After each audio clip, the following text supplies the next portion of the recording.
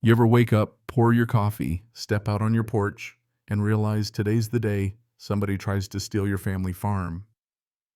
Yeah, welcome to my life.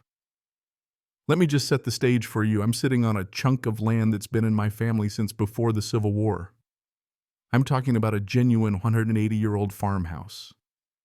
47 acres, old oaks, lining the drive every inch of it, humming with the memory of 5 generations. My great-granddad built the place. My dad died here. It's not just dirt and timber, it's home. But apparently some folks down the road didn't get the memo. About 3 years back, a bunch of developers swept in, bought up a field half a mile away, and slapped down one of those subdivisions, cookie-cutter houses, fake lakes, street names like Winding Brook Lane, you know the type.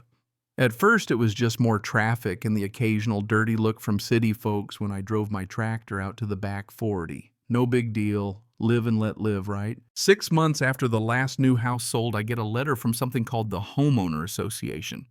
I had to laugh. Maybe they'd sent it by accident, probably some kind of mail merge glitch. The thing invited me to a meeting about community standards. I tossed it. But then 2 weeks later, another letter shows up this one way more aggressive.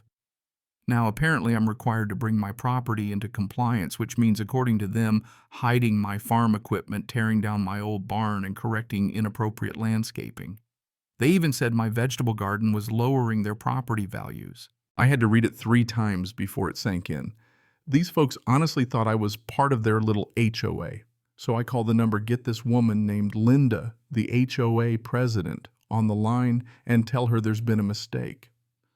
"Oh, you're the farmer," she says, like she's already written me off as the village idiot. "Your property's technically within our boundaries now, so you need to follow our guidelines." I about dropped the phone. "Ma'am, I said my family's owned this land since Lincoln was in short pants. There's no way we're part of your HOA." She just goes, "Well, our community map says otherwise. I'll send you our CC&Rs, covenants, conditions, and restrictions for those lucky enough to have never met an HOA." A few days later, a fat packet lands in my mailbox, restrictions on paint colors, rules about commercial vehicles, which apparently means my tractor bans on non-conforming structures like my barn that's older than their entire neighborhood, the whole 9 yards. But the real kicker, their community map. According to them, their HOA extended way past their subdivision right over my land, 3 other old farms, and even a chunk of state forest. On their little paper, my place was lot 47. You know that feeling when you realize someone's just drawn a circle around your house with a crayon and called it theirs? I was furious. I drove straight to the county courthouse, pulled up every plat map and deed I could find. Sure enough, the subdivision's boundaries were legit, but their HOA map was pure fantasy. I made copies, then called up my attorney, Jim, old school guy, been practicing in our county, 40 years, knows all the tricks. Jim takes one look, laughs so hard he nearly spills his coffee. They can't just make you part of their HOA. That's not how it works. He writes a letter telling them to leave me alone. I figure problem solved. Right, not even close. 2 weeks later, a letter from some fancy law firm arrives, all threats and big words about community enforcement and financial penalties. Then, like clockwork, a violation notice. I'm being fined for having farm equipment in view, for failure to maintain lawn areas to community standards, and this one's rich for operating a commercial enterprise without approval. I called Jim, who's as baffled as I am. "This is harassment, plain and simple," he says. "Let's end it." He fires off another letter, way less polite, threatening legal action. For a month, nothing. I start to hope they've gotten bored. Then a letter comes that nearly gives me a stroke notice of Lien. The HOA claims I owe $847 in fees and penalties, and they're placing a lien on my property, threatening foreclosure if I don't pay in 30 days. Let me tell you, there's nothing quite like holding a piece of paper that says strangers are trying to steal your farm using a fake debt and a phony map. I call Jim. He gets angry, like old country angry.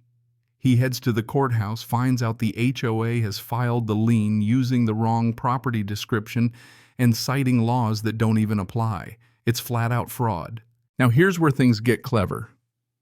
Instead of challenging the lien immediately, Jim says, "Let's see how deep this rabbit hole goes."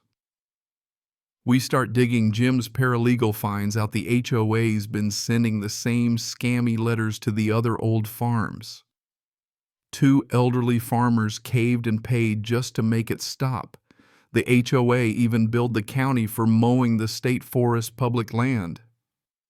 Turns out Linda, the HOA president, had run similar schemes in Florida, got shut down, skipped out on charges.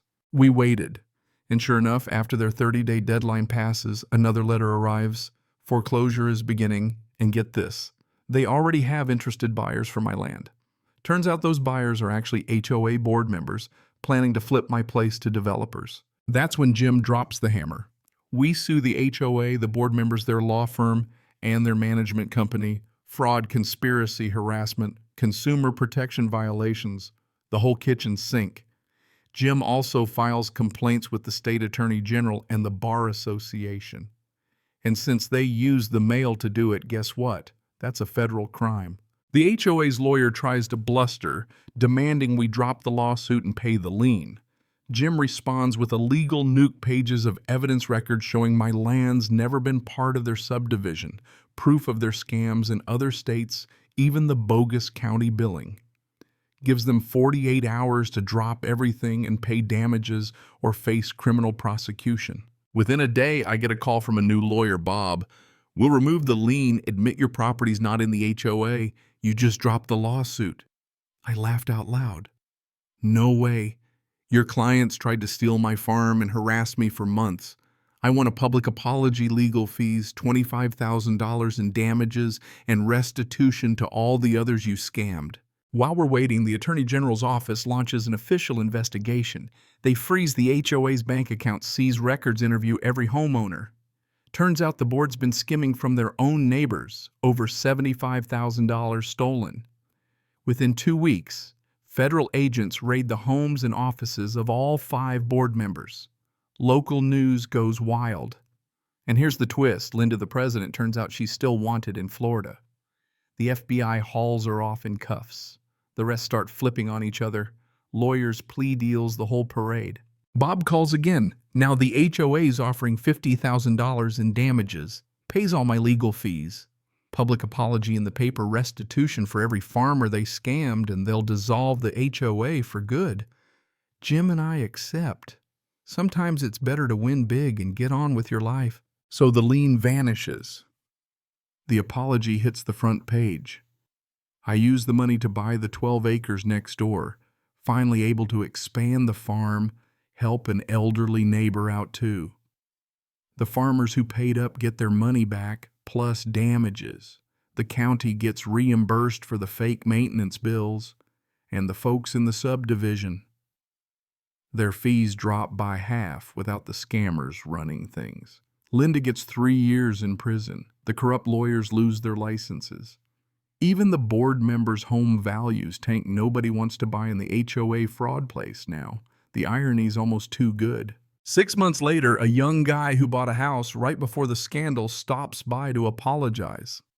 Says he had no idea what the HOA was doing, that most people just paid the fees and ignored the drama. Turns out he grew up on a farm, so I invite him to help with the harvest. Sometimes people surprise you. These days, the farm is thriving. The extra land let me boost my veggie operation, sell at more markets, even get some good press for standing up to the HOA bullies.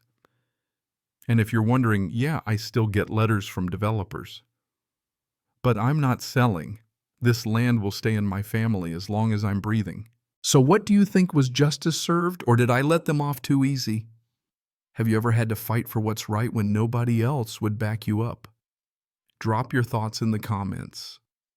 Tell me where you're watching from, and don't forget to hit like if you believe standing your ground is always worth it. Let's hear your own HOA horror stories, because you better believe I read every single one.